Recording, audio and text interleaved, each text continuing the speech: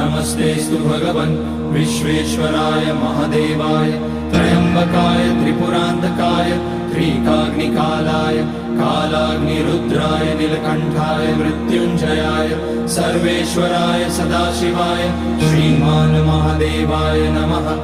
ॐ नमः शम्भवाय च मयोभवाय च नमः शङ्कराय च मयस्कराय च नमः शिवाय च शिवतराय च।